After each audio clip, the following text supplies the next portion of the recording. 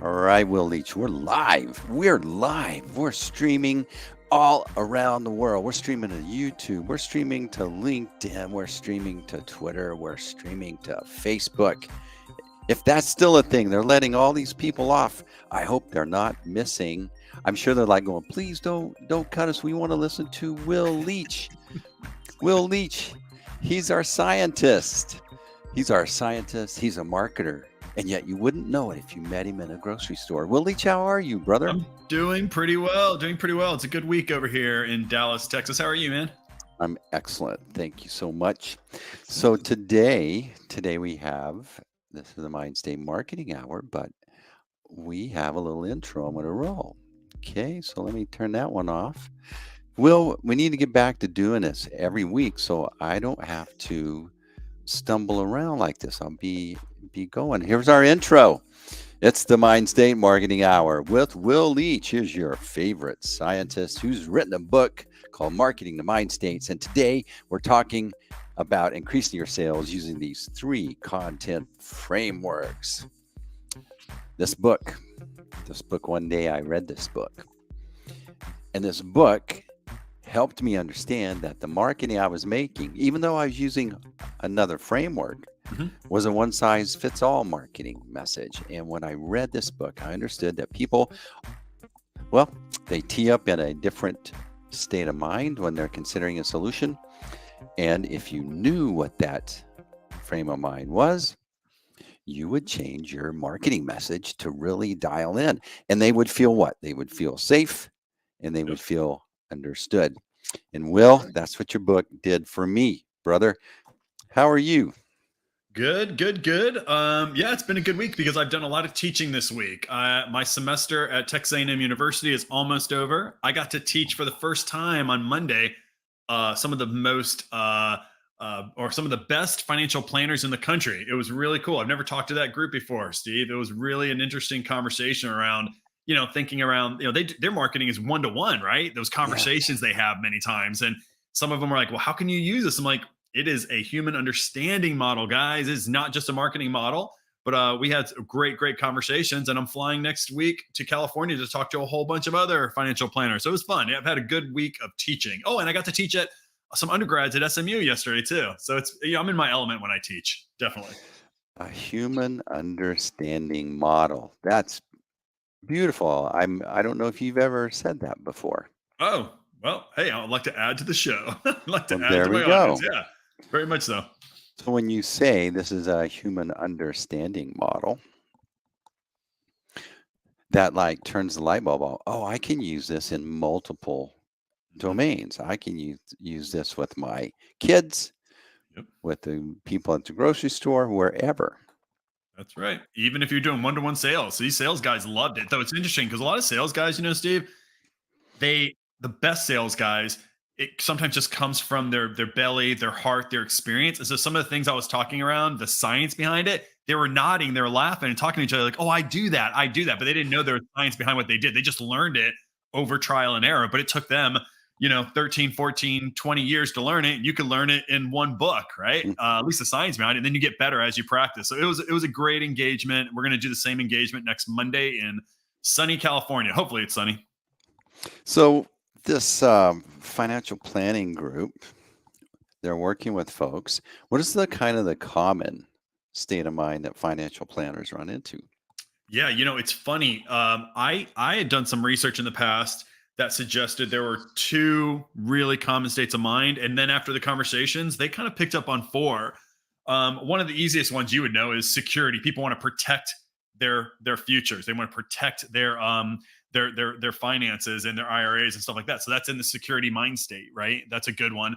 Another one similar to that is, especially when you're really wealthy, you have some like millions of dollars in your portfolio, you want to control that money. So it's not so much about protecting. It's like, hey, I want to give some to charity, some to church, make sure I have legacy for my family, give some to my alma mater. So there's a little bit of control. Of course, a third one, which I knew for sure, was these achievement mindsets, which is like, I want the best rate of return. I want the highest growth I can get out of my IRAs. So that's all achievement. And so that's a very different way you talk to somebody, of course, who's Like I'm going to get you in the best portfolio to grow your platform, your portfolio as fast as I can versus somebody who wants protection. Like I'm going to make sure that we don't lose money for you. We're going to do everything we could do to safely keep your assets, under your kind of domain. But then it was really cool. Some of them actually went into this world of autonomy, which is freedom. So some people think of that IRA, and it's kind of an interesting take, and I agree. Now they were like, a lot of people talk to us about the IRA allows me to have freedom. So when they retire, that they're going to have the IRA. It's about when you talk about the importance of having more money in your account, is that it'll give you more freedom to do the things that you want to do, to not be held by the constraints of a budget set, et cetera. So like that's an interesting take. I haven't learned that one before. So in this case, there were 4 core mind states. So I gave them some books and I gave them some activities to figure out the mind states of their, top customers. So it was, like I said, it was a fun session.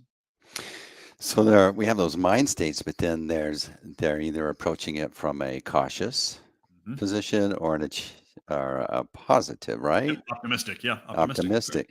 So again, I'm sure that's different. But can you give me an example? Let's say I'm an achiever. Mhm. I want to grow this high rated return. Am I in a optimistic or am I in a cautious? Generally, when it comes to money, and if you're in that achievement mindset, of like I want growth, you're probably optimistic. I want to maximize the amount of growth I can get. And if you're in a security kind of motivational state where you're trying to protect your assets, then you're going to be more cautious. So I want to use cautious language in that case. Hey, Steve, I'm going to make sure that we have systems in place that are going to be able to react to the market to get you out of high risk things. I could just use those types of words and you would feel like you could trust me, and you would feel like Will gets me.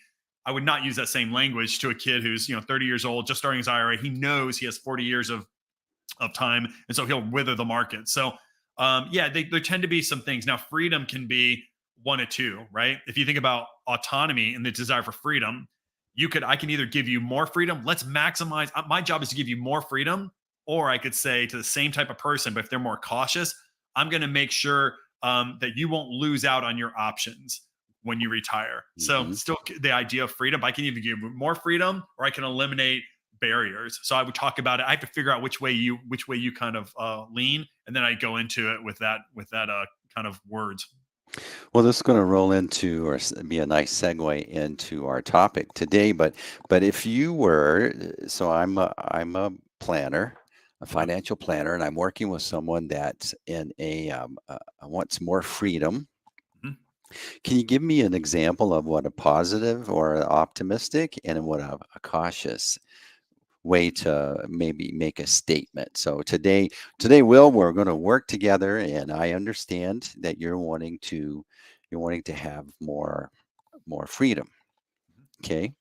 And so the next thing is, so we're going to take this, and how would you Yeah. tee that up?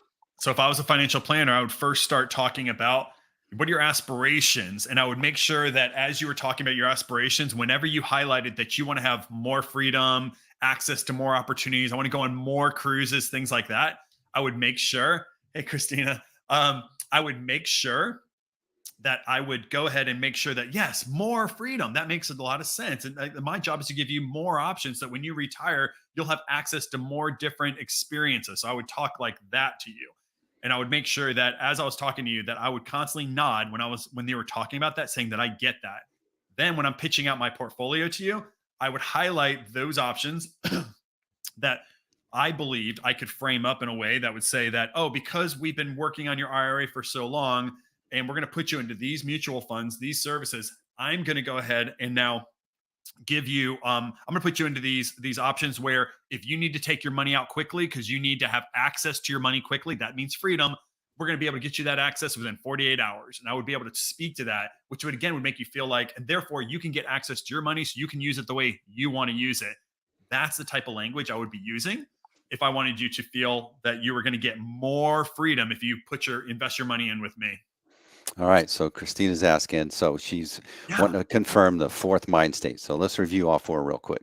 That's right. The ones that I saw that are easy is achievement mind state. I want maximize returns, that kind of person. I want to maximize success in my portfolio. The second one would be security, which is I want to maintain and keep my assets secure. So I don't want to lose my money. So I'd be talking a lot more about security of your assets, security of your portfolio. The third one, which you just talked about, was autonomy. Because you're investing with me, I'm going to give you more freedom, or I'm going to make sure that you're less restricted, depending on whether somebody's optimistic or cautious. And the fourth one, exactly, is empowerment, which is control. So if you invest with me, I'm going to give you the maximum amount of control over your assets. So you can talk to me whenever you want to. We're going to work through this together to make sure that you can access your money when you need to, and we're going to make sure that there are no that we're going to eliminate as much variability as possible. And so that you can maintain control of your money, so you can spend your money in retirement the way you want to spend it, whether it's giving to your kids, giving to church, whatever. So I would talk about how you're going to control the way you use your money once you get it in the future. All right, this is excellent because now that you have identified what state of mind that folks are in, whether they're in a optimistic or cautious, whether they're in achievement or what it may be, then we have choices of what frameworks, marketing frameworks Yeah. um, that we're going to pick from. So let's talk about those three frameworks. First of all, what is a marketing framework? Let's start there. Yeah. So so I'm not in well, in my world, I used to, back in my corporate days working at big companies that do advertising, we would always try to figure out what is a framework that we can use to make sure that we are writing the best creative or content possible. So when I think about creating content, the idea here is that you want to have a framework, or maybe an approach, or a series of steps that you can count on again and again to give you more sales. If you don't have a framework, sometimes if you're in a bad mood, but Steve, you still got to get your content out, or if you're not feeling inspired that day, you want to have a framework that you can follow, a 5-step framework, a 10-step framework, whatever that is. And I'm going to share with you 3 today that I love, that I've gone to back again and again. And there are others out there, but what I love about these frameworks is that there's a lot of behavioral psychology behind them. And that's what I love. I love the science behind marketing. So it's not a bunch of tricks. It's not the 5 things you can do. This is like, let's talk about the behavioral science behind these and why they work. And so those are the ones that I think work best for me, and also could work best for you, because there is science behind them. So, these frameworks are cool in that, like you said, you can become stale if you're writing the same content all the time. And so we only got so much in our little bag of tricks there, and we need exposure. We need to think of other things, but a framework's beautiful. I think of a jig. Well, I had a course in when I was in junior college, and my English teacher, he made this comment and it always stuck with me, but he said a sign of craftsmanship is patterning. And Love it. so when you talk about these frameworks or these models, it's a great way to up level your content production if you just honor these particular frameworks that are very impactful. So the first one that we want to talk about is you've heard about this one too, huh? I've heard about this one. It's called the Mindstate Marketing Model. And hey, listen, I'm going to be biased to my own model, guys, but we've actually just talked about it. But here's the idea, that because it's this, what I love about this model is that it is based in 4 different social sciences. And it's very clear after 65 years of cognitive psychology that these principles matter in whatever advertising you're into, whatever content you're going to write. And so there's a pattern that we know how to gain somebody's attention, maintain their attention, get them to take action, and also feel safe as they're taking that action. And that's what this model does. So if you're not familiar with the model, of course, you can get the book, but I'm going to summarize it like this. The first thing you must do is understand what somebody's aspirational goals are.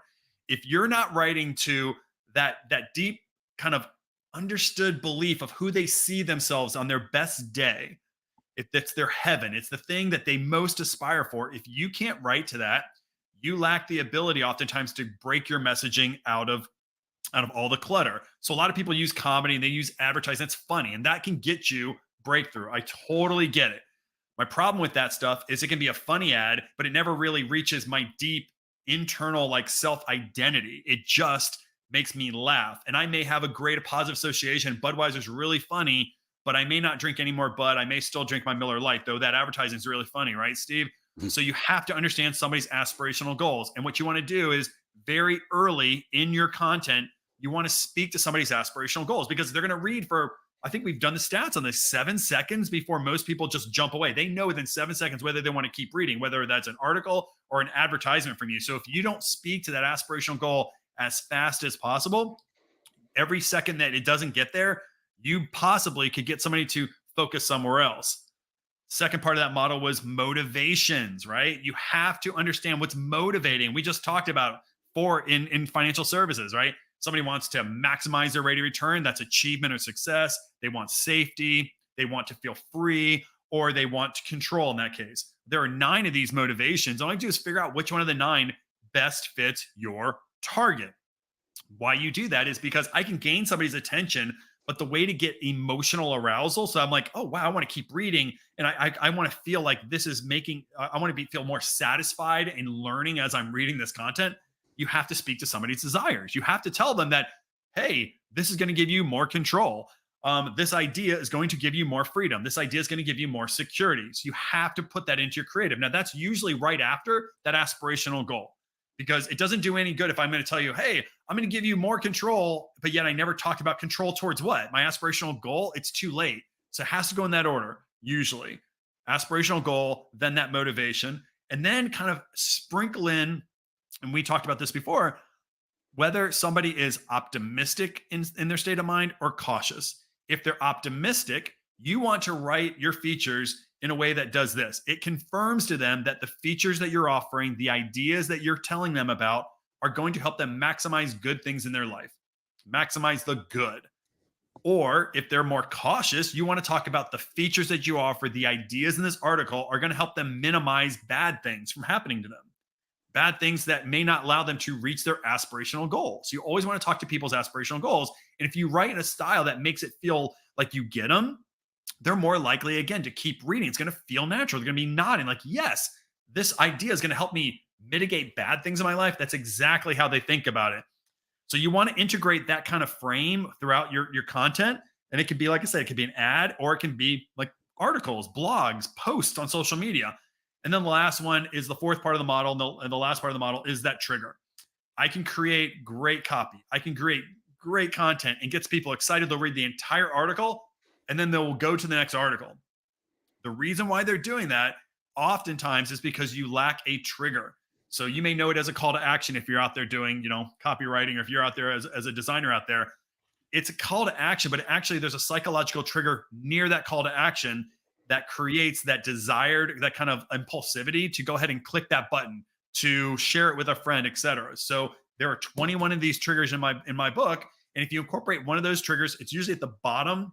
It can be multiple times in an article or whatever. It's usually at the very bottom. Once I create the emotional engagement, I got to create the emotional engagement before I drop a trigger in. Because if I use the trigger too close up at the front end of my content, it doesn't do any good because I don't have the emotional arousal needed for me to go, yeah, I'm going to learn more.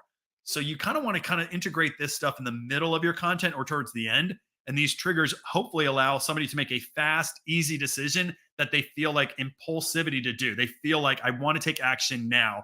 And if you take that model, that goals, motivations, approach, and triggers, you're going to have much more effective content, all based on behavioral psychology. Goals, motivations, approach, and triggers. There's a common theme running through all three of those. We'll discuss it here afterwards. But all right, so the next framework that we're talking about is called the StoryBrand Framework. That's right. And I'm going to let you talk a little bit more about this because you are a certified StoryBrand expert. So I hear it is a certification you have. But I'll tell you this, guys, StoryBrand, if you don't know much about it, it's based on Donald Miller's work as an author. But from a behavioral psychology perspective, StoryBrand is really focused on narrative psychology. And what narrative psychology is this whole social sciences that focus on people and how they see themselves in the broader world. We all see ourselves as a center of attention because if you think about everything we see is from our perspective out. Everything we experience is from our perspective out. So we see our experience through story. Am I the good guy in this situation? Am I the bad guy in this situation? So we all see the world as story. And if you can wrap your head around this idea that, oh my gosh, my customer sees themselves in a broader story, you can message to that story. And when you message that story, you're going to feel safer in that story, and you are going to feel like that person who's writing just gets you. So there's a framework called the StoryBrand Framework. And Steve, I'll let you talk a little more about the StoryBrand Framework and what you learned from it and how you use it. So I ran into the StoryBrand Framework and I was like, this was exactly what has been missing from our agency. We're an agency, we're supposed to help our clients write content. So we'd sit around the table, there'd be two or three of us kind of brainstorming, and whoever was the most persuasive that day, that would impact the content that would go on that website. It was just a guess. And then when we stumbled into the StoryBrand Framework, keyword is framework, then it unified the way that we approached developing out a very powerful message. So what I loved about it is I think, well, first of all, I don't think this is true. Our brains crave information in the format of a story. Mhm. When we were born, we could all sit down, you pick anyone from any country, any age, whether they can speak English or not. We sit down in front of a silent movie. We would all giggle at the same thing. We would all tear up at the same thing. We would all have the same emotions, I love it. and we would enjoy that thing together. And so when I realized that, yeah, our brains just desire that. Creating content in a form with honors the rules of story is like, remember those old 1440 modems and make the noise, yeah, make that noise, right? Well, Yep. so it's, we're sending information in a very slow format. That's what a real text heavy page is. To our brains, it's exhausting, and it's going to take a lot of energy to get to chew through that, if we even do. Yeah. But when you get it to honor story, then it goes like fiber optic. Immediately it goes in, and here's what's happening. Your brain is your bodyguard. We all have a bodyguard. We just didn't know it. But that brain's going, you know what? I'm gonna let you hang out here a little bit longer and read this because I feel you're safe.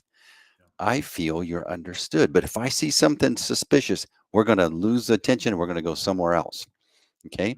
And that's what your brain is doing when it's observing content that you produce. So uh, the StoryBrand rolled out a framework They that kind of really codified story in a way, didn't they? they did. They made it super easy that anyone could do that because it sounds kind of intimidating. But if you think about it like this, every movie, every book that you watch, we are introduced to a hero. We see them in their status quo. We learn a little bit about them, and then something happens and they realize the status quo is not going to stay the same. Something's wrong, and they're going to have to make a change, but that change makes them feel insecure, and so they avoid it for a little bit until they have to get into it. But here's what's going on. They got to overcome whatever the challenge is. I need to rescue my cat. My cat's up in a tree. I need to rescue that. But in our brains, we're going, the last time I climbed a tree, that branch broke and I fell down and I broke my arm, and then the cat ran away and we lost the cat forever. Okay. So our brain's going, we're insecure about if we're going to be successful here. And then the last piece in it is like the philosophical part of it is like, it's unfair. It's unfair that I have to crawl up in the tree again to save the cat. I didn't have any control over that, and it's unfair. So that's kind of the three things. You got your external, your internal, and your philosophical. Mhm. But if you can create content that honors that the person that you're working with, they're the hero in the story. They have a problem. And if your solution is a good fit, then we need to couch it in a way that it says, I understand that you're trying to accomplish this. I know that maybe you've tried this and it's not working, but here's a way to consider a solution for you. And I'm happy to go beside you and help you. Yep. So that is the essence of it. But yeah, a hero that has a problem, that is struggling with some doubt, then needs a plan and needs to see that there is that aspirational thing you talked about. This is what that, if I do this, this is what it could look like. But if I don't, then I'm going to have more of the same. Yeah, critical. So guys, if you didn't pick up on this, I think some of the key things on the model, which I loved, was that, remember we talked about narrative psychology, and we all see ourselves, our lives, through our perspective, which makes us the hero subconsciously. So when you talk about your brand so much, here's all the great things we are, here's all the great things we are, here's what we can do for you. You're not letting your customer be the hero of their own story. You are the hero of your story. So I think what you said right there is so critical, is that they are the hero. They are the ones that are going to take the action. You as a brand, you as a business, are there to help guide them. I always, we've talked about this, they're Batman, you're the utility belt, and utility belts are incredibly important to Batman. So don't think that that's going to, marginalize what you do. But if you speak too much about your own self, then you're taking that fun out of the story, because nobody wants to read a story about you. They want to read a story about themselves. So that's a really big part of narrative psychology, which drew me to it. Once I went to their session, I went to Donald Miller's session, and I was like, oh my gosh, there's so much behavioral psychology and narrative psychology that he's talking about in this, which really drew me to the science behind what he's trying to do. By utilizing any of these frameworks, you're getting a leap ahead of your competitors, because most of your competitors, if you'll notice, most marketing is, we've been in business for 50 years. We know what we do. We've leveled so many homes, or whatever that. Yeah. It's all we. And it's like your brain goes, they don't get you, so let's move along to the next thing. So true. So true. Hey, before you move on that, so probably if anyone's out there thinking, oh my gosh, like this whole, how do I'm just trying to, I have I'm just trying to do a worksheet on my business. Can I even use a StoryBrand framework? Like, can you use it on almost anything, Steve?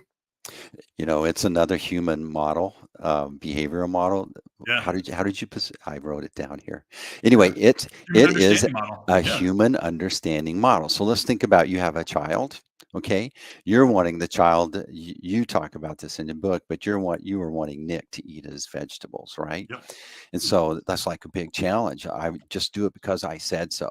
That is the wrong model. But if you said, maybe Nick was wanting to go and I don't know, let's say he wants to play tennis or something like that, right? And so if you were able to somehow position it to where that he could see broccoli as a part of a positive aspect of his identity to accomplish what he wants to do, then it's a done deal. More likely, yeah. It's the tool to help him become his aspirational self. That's exactly right. Yeah, I like it. Yeah, so it's like, if Nick, did you know that studies are showing that if you're needing to cut, change directions real fast, the sulfur in broccoli impacts your cells to be more reactive, and then they can go, oh really? Well, I'll suffer from eating broccoli just to get that additional edge, right? Yeah, no doubt. Good, I love it. All right, so now this is called the before after bridge. All right, you familiar with this one? It goes by different names, but are you familiar with this one too? Cool. Okay. Yes. So here's the before after bridge, guys. And the idea here is there's like 3 steps to creating an ad, or 3 steps to creating your content, right? It's another framework. But what I like about it, again, is it brings a lot of goal theory into your creative writing process. And maybe they didn't know, whoever came up with this doesn't really know that, but that's really what it's doing, because what it does really good is it does a great job at breaking for attention, breakthrough marketing for attention. Here's why. So the idea here is that what you're going to do is you're going to use before. So the before part of this framework is that you're going to state, basically vividly describe a problem that somebody's kind of dealing with. Then what you want to do, and so what normally what happens when you vividly describe a problem, you're going to increase cortisol. When you increase cortisol in somebody's body, it happens very, very quickly, by the way, within seconds. All of a sudden you get a burst of cortisol. And here's what cortisol does. It makes you make faster decisions. And it helps you make black and white decisions, meaning you're not looking for nuances. When cortisol kind of makes you almost like instinctual, right? So you're gonna make faster decisions, and it's either right or wrong. So when you speak to somebody's kind of describe a problem, I call it the hell, right? Before is hell that I'm living in. It's the before situation. If I can vividly describe the pain somebody's having in early up in my content, I increase cortisol. When the cortisol comes up, I'm immediately thinking, I want to get out of here. Like subconsciously, I don't like this feeling. It's either something, the next part is either good or bad. But there's no black or there's no gray area. I'm black or white thinking and make a fast decision. So when you vividly describe somebody's problem, immediately show them the after, which is the aspirational goal that we talked about in goal theory. We just talked about a little while ago, right? So what you want to do in the middle part of this model is very clearly have them imagine for themselves the solution. Be very clear in this is heaven. So if before is hell, after is heaven. Here is the ideal state. This is the ideal you. If you want to get out of hell and reach the ideal you, the after, the next thing you do is the bridge. And you say, here is how you do it. Or here's how we can help you do that. The solution. What was interesting when I first used this, and I used this years ago, Steve, and I don't know if you felt this intuitively. I kept wanting to say, before, here's my pain, here's my business, and if you use my business, here's how you'll feel. The after. So I wanted before, bridge, after, but that's actually not from a behavioral science side. That's not the way you want to do it. You want them to see themselves in hell. You want to see themselves in heaven. And then, oh, and by the way, we can help you bridge that. That's the correct way of doing it, because you create all that emotional arousal that you need. And then the last part of that content is, here's how we can help you do that. So before, after, bridge has a ton of goal theory in there. And it's just been really proven to work, because cortisol and the emotions that you get from reading something like this is much more likely for you to, kind of take action and learn more about that company or whatever that content's about. So what's the common theme that we have in all of these models? And there are other models too. I use a writing tool. It's called Jasper, and it has several of these frameworks in there. One of them is problem, agitate, solution. But the common theme through any of these is an emotion. Yeah. It's communicating. I understand. I'm relating with this emotion. The only way I can really tell you, Will, that I relate and you believe me is like if there's some little experience that we've shared. For example, on this live stream, both of us have been sitting here and one of us has disappeared. Okay. Or didn't show up on time, or we weren't. Yeah. So Okay. both you and I had Yeah. to figure out, what do I do? Do I freak out here? Do I hang up, or do I just go on with the show? Yep. Okay. Now Yep. look how you're nodding. You're smiling and you're Yeah. nodding. That's right. Okay. Yeah. Yep. There's that I have felt the same thing you felt. Mhm. Okay.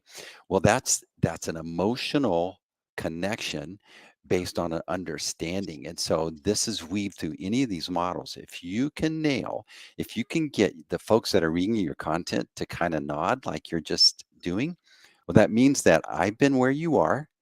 I understand how it made you feel. And I have a bridge. I have an out for you that if I'm happy to kind of show you, because I know you're going to do it, but you just need a little bit of help. I'll help you. Yeah. And it's funny because I think a lot of times we want to just go in like, hey, I got to knock out this blog or whatever. So let me just start typing. The best thing you can do before you ever consider any kind of typing or any kind of content writing itself is really dig into that emotion. Just like you said, if you're going to write, take 70% of your time to really feel it yourself and really understand those motivations or those emotions that you're trying to convey. Because guys, there is no action outside of an emotion. You must have emotion for any decision to be made, good or bad for you. So if you don't really tap into that emotion and really understand it the right way to write about it, your marketing's never going to be very effective. It's just not. So because it's just literally the human condition. If you don't feel emotion, they've done not experiments. So they've done work with people who had brain injuries and they could no longer, for whatever reason, feel emotions from the prefrontal cortex. And what they found is these people could act very normal. They could kind of get on with their life, but they would find it incredibly difficult to make a decision. Like, what do you want on your sandwich? And they just couldn't make decisions. And so oftentimes they have to have help throughout their life to have people make decisions for them. Why? It's not because they didn't have the rational part. They know mustard versus mayonnaise. They lack emotion. Without the emotion, the brain doesn't know what to do. You guys got to nail emotion. It's everything in creative. Wow, that's so good. Mhm. All right. So I really enjoyed this Good. conversation. Well, it's big. It's a competitive advantage. I think it also speaks to just being human in your job, actually caring about the folks that you're wanting to help. Basically, if you're writing messaging, you're wanting to help. If you put yourself in their shoes, be a Yep. human, and your stuff will resonate so much better. It does. It does. It's not about your company and all the features. It's about how well you connect at an emotional human level. All right, it's time. It's time. Yeah. It's time to watch Will dance. You talk about emotions. Everybody gets jacked up. So Will's a scientist, but he doesn't carry the clipboard or wear the white smock. Is that what it is? The house coat, the white little. We have to figure that out. I always thought the doctor vest, but that's not right. I don't know. The That's smock sounds weird. yeah, doesn't it? So he doesn't wear it, but he dances. And how does he dance? Well, it's not how you think. He takes a question and we watch him dance and bring out that answer. Will, how important is developing a personal brand? Yeah. So if you would have asked me this question 5 years ago, or maybe even 10 years ago, I would have said, I don't think it's all that big a deal. Nowadays, and this is even before social media, I think it's everything for you guys, whether you work for your own company or whether you are working at somebody else's company. In today's world, everybody basically feels the same. There's just not a lot of differentiation between people. If you develop a personal brand on LinkedIn, on whatever social media platforms you use, or just at work, you will stand out from others. So developing your own personal brand is so important for differentiation purposes. And in today's world, you are much more likely to get hired and get more of a value, meaning you'll get more salary, more money in the future if you have a strong personal brand. So if you're not doing any personal branding, you got to do it. I have a really good friend of mine who works at Amazon who is creating it right now. And he's been out there for 40 years, I think, but just now he's starting the personal brand because he realizes how much he's lost in his career because he never focused on himself, never really differentiated himself. And he hasn't really grown a lot in the last couple of years. So it's everything. People that develop personal brands, even within a business, Mhm. what they're doing is instigating a community. And we're all members of Facebook groups, or we've all kind of assigned into some thought leaders area website. And that means that we're wanting to become a part of a community that understands us and that we're going to get some knowledge that only that community knows. Yep. So, developing a personal brand is a step in that direction. That's why you kind of feel led that way. But just like in that story where the hero realizes the status quo is like, no, I just want to stay anonymous. No, you need to develop a personal brand. They'll hesitate, but when they go into that, it differentiates them. Sure does, man. It's so important nowadays. All right, he's dancing good. Is there a time you wanted to give up on your business? And what did you do to overcome it?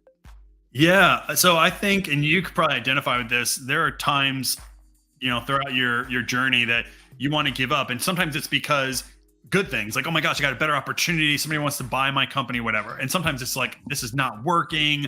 I'm not happy along the journey. So there have been lots of times. One of the biggest times for me was in year one, because I really had different expectations of what my company was going to do versus the reality. Like I thought I could just call up anybody I wanted to and say, let me tell you about behavioral science. And they would just give me money. Steve, they didn't do that. It was really weird. They didn't just give me money. It was really a weird thing. So I had this one point where I wanted to give up, go take my old job back. And I had an incredible supportive wife who made me sit down at a computer and type up an email to my old company saying, no matter what I do in the future, do not let me take my old job back. She had more belief in me than I had in myself. And I hit that send button. And that person, she's actually now a CMO of a large company. And she laughs because she's like, I know your wife was next to you because my wife made me burn the bridge because she believed in me. Because sometimes you're not going to believe in yourself.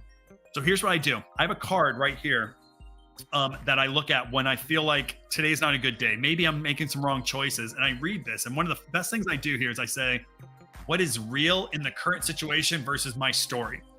Because sometimes we get wrapped up in the emotion, right? Mm-hmm. Of how bad it is, or I just got yelled at, or I got too much work.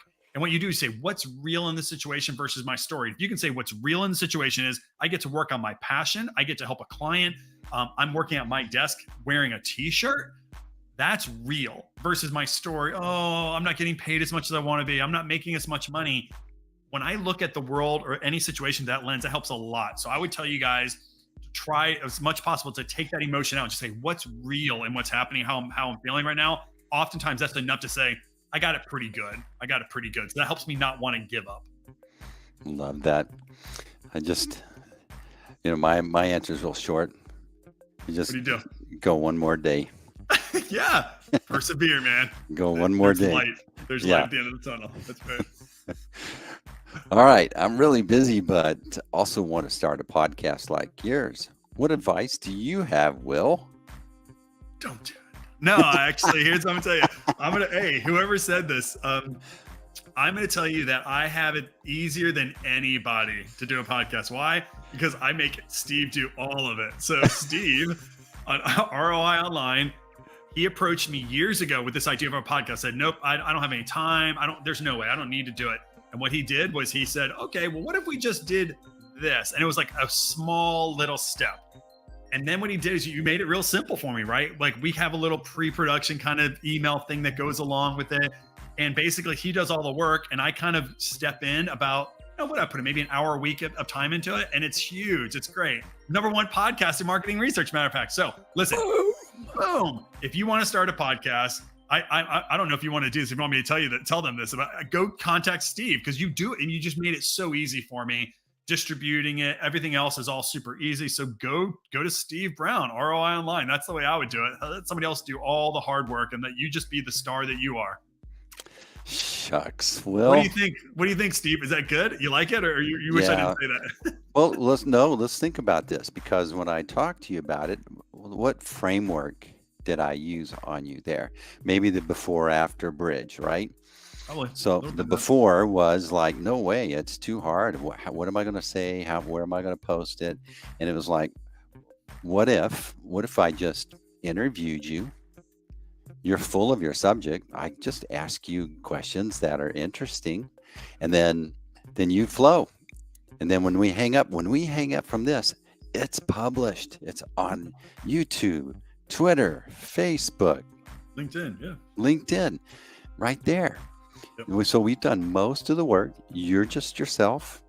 You're really good at it. You've got a book. So you had already done a lot of the work. So yeah, I highly recommend it. If you're a thought leader, this has been kind of, but you don't know how to start. Yeah, give me a call. Yeah, it helps you build your personal brand, right? It helps you build your personal brand. So it's really easy. And like, especially you get to talk about your passion. I mean, go in there with an open mind, talk about your passion, and it's going to be super easy. If you're not talking about your passion, it could be hard. So just stay within yourself and let Steve just interview you, and it makes things a lot easier. All right, Will Leach, this has been excellent. So, yep. Will, you go and you talk to these folks, these planners, and what's one of the things that you offer them that maybe the folks that are listening, they need to know about? Yeah. So what I did, in fact, was we went through this whole situation, or this session where I said, I'm going to help you identify, using my model, the core mind state of your customer. And I said, just go to my website, and I gave them the link. You click on a 30-minute consult, and we're going to get on a phone call. We're just going to talk about you. We're going to talk about your business, and we're going to see if behavioral marketing, Mindstate marketing is going to be a good, useful tool for you. So really easy, no strings attached. Give me a call. Just go to my website, mindstategroup.com, and you're going to see these big red boxes that says book 30 minutes with me. Worst case, you and I have a great conversation for 30 minutes about life and your business. I may throw out a couple of cool ideas, and I already have had a couple of those people from Monday already called. We've had a great discussion already. One of them was out in Memphis, and talking about word of mouth advertising. How can you be better at word of mouth? It has nothing to do with what I'm doing. Like, let me tell you how you can get better word of mouth advertising in the local area. So just hit that red button, schedule time, and we'll just see what we can do. If we were story branding that, here's how I would riff on that real quick. Please. So, you're trying to plan your finances, but here's the big problem is, who do I trust? Where do I start? And so we'll just sit down. Here's this framework that we follow. First, we'll do this, then we'll do this and do this. And then you're going to end up with several choices. But bottom line, you're going to end up with more clarity and more confidence about the decision you want to make because this is a big decision. You're a star, Steve. You've been doing it for a Oh, while. I like it. You should have been there. Come with me to California next week. Let's do it. They're going to talk to you more than me. Let's do it. I'll make you look real good, Will. You do. You do. All right. The Mindstate Marketing Hour. Here's our outro. Did you guys know that this is a podcast? It's actually a #1 podcast, and it's on all the places that you would want to listen: Buzzsprout, Spotify, Amazon Music, and also we have a YouTube channel. That's where you can go and watch this anytime. Share it with your friends and neighbors. Do it at parties, whatever. YouTube channel, the Mindstate channel. Will, you've been excellent as usual. I've enjoyed it. I learned some good stuff on this one. Excellent. Well, I'm glad I could give you my passion, my science, Steve. I appreciate it. All right, kids, be sure to go check out Mindstate Group. We'll see you next week. And now here's that awkward pause as I hit end broadcast. It's the best part of the show.